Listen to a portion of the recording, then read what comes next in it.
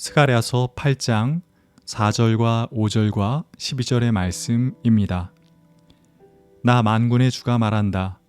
예루살렘 광장에는 다시 남녀 노인들이 한가로이 앉아서 쉴 것이며 사람마다 오래 살아 지팡이를 짚고 다닐 것이다.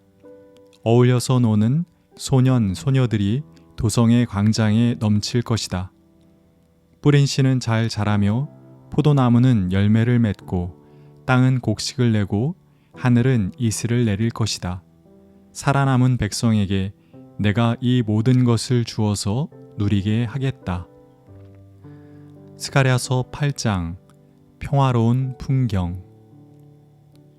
아침에 출근했던 사람이 저녁에 퇴근하지 못했습니다.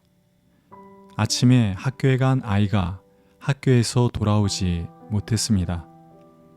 군대에 간 아들이 제대를 하지 못했습니다.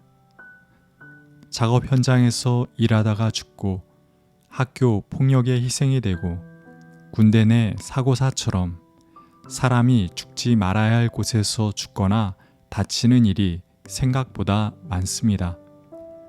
평화는 다른 것이 아닙니다.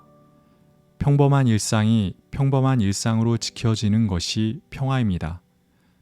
예루살렘의 회복을 그리고 있는 스가랴서 8장에도 그러한 평화의 이미지가 소개되고 있습니다. 주님께서 스가랴에게 말씀하십니다. 내가 시온으로 돌아왔다. 하나님께서 예루살렘에 계신 것이 이스라엘의 평범한 풍경이었습니다. 그러나 이스라엘은 하나님께 죄를 저질렀고 하나님의 영은 예루살렘을 떠나셨습니다. 그랬던 하나님께서 이제는 다시 예루살렘에 돌아왔다고 말씀하십니다. 이는 무너졌던 예루살렘 성전이 다시 지어졌기에 하나님께서 다시 당신의 집, 성전으로 돌아오셨다는 말인 동시에 하나님께서 다시 이스라엘 백성 가운데 거하시겠다는 말씀이기도 합니다. 스가랴는 8장 4절과 5절에서 회복될 예루살렘의 풍경을 이렇게 묘사하고 있습니다. 예루살렘 광장에는 다시 남녀 노인들이 한가로이 앉아서 쉴 것이며 사람마다 오래 살아 지팡이를 짚고 다닐 것이다. 소년 소녀들이 광장에 넘칠 것이다. 광장의 노인들이 한가로이 쉴 것이라고 말하지 않고 남녀 노인들이 한가로이 쉴 것이라고 표현한 대목이 특별히 눈에 들어옵니다. 전쟁이 계속 반복되면 할머니들만 늘어납니다. 남자들은 전쟁에 나가 죽기 때문입니다. 남녀 노인이라고 표현한 것은 평화가 오래 지속되었음을 의미합니다. 남녀 노인과 소년 소녀가 넘치는 광장, 참으로 평화로운 풍경이 아닐 수 없습니다. 스가랴는 10절에서 사회의 평화로운 풍경도 묘사했습니다. 이전에는 사람이 품삯을 받을 수 없었고 해치는 사람들 때문에 문밖 출입도 불안하였다. 노동자가 품삯을 제때 받지 못하는 불의한 사회, 사람들이 두려움 속에서 길을 다녀야 하는 불안한 사회는 결코 평화로운 사회일 수 없습니다.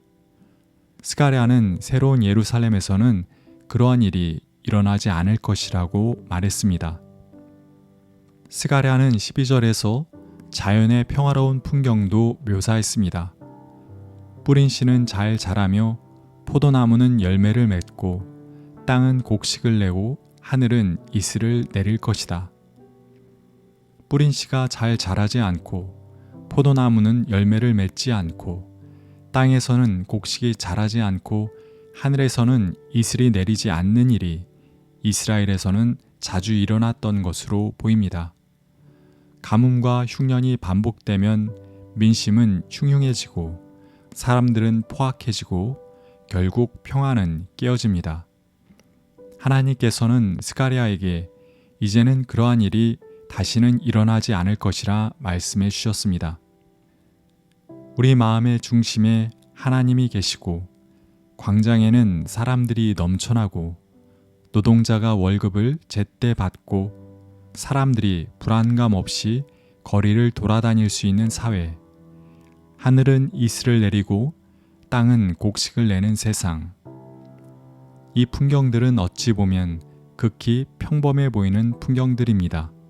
그러나 전쟁과 나라의 멸망과 고된 노예살이와 흉년을 겪어본 이스라엘 사람들에게는 그 풍경들은 결코 평범한 풍경이 아니라 간절한 풍경이었습니다. 스가랴는 그러한 풍경은 하나님께서 주시는 것이지만 이스라엘이 하나님 백성답게 살 때 주어지는 것이라고 말하면서 다음의 것들을 반드시 지켜야 한다고 말했습니다. 16절과 17절의 말씀을 보겠습니다. 진실을 말하고 공의롭게 재판하고 사람 해칠 생각을 품지 말고 거짓 맹세하지 말라. 스가랴가 8장에서 그리는 평화의 풍경이 극히 평범해 보이는 풍경이었던 것처럼 그 평화의 풍경을 만들기 위한 실천 사항 또한 극히 평범한 것들입니다.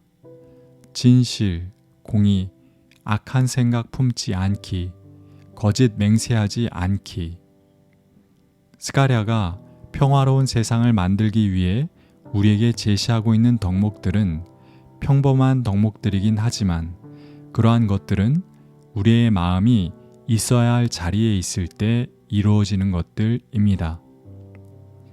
시인과 촌장이란 가수가 부른 풍경이란 노래가 떠오릅니다.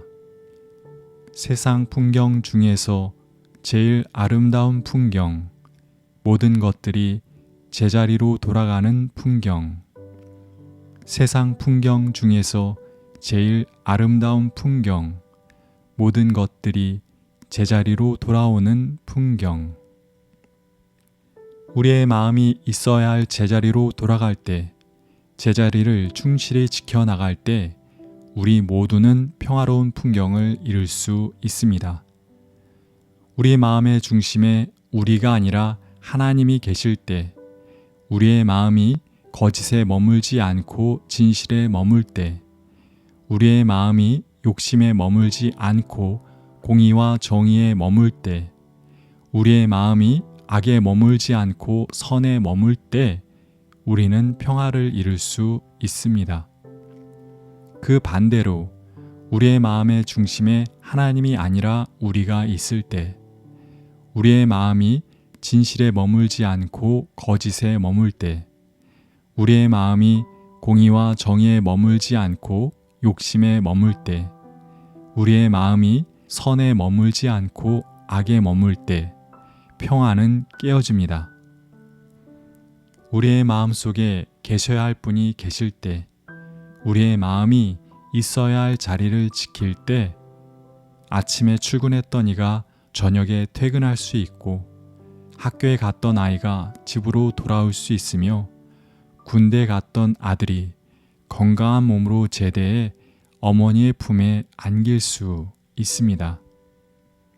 오늘 하루도 우리 마음의 중심에 하나님을 모시고 우리의 마음이 있어야 할 곳에 있게 함으로 평화로운 이 세상과 이 사회 풍경을 지켜가는 청파의 교우들이 되길 응원합니다. 하나님, 스가랴 예언자를 통하여 평화로운 세상은 우리가 평화롭게 살 때 이루어진다는 평범한 진리를 깨닫게 하시니 감사합니다. 스가랴서의 말씀처럼 일상의 평화를 이루기 위해 우리 마음의 중심에 하나님을 모시고 우리의 마음이 진실, 공의와 정의, 선의 자리에 머물 수 있게 도와주십시오. 아멘.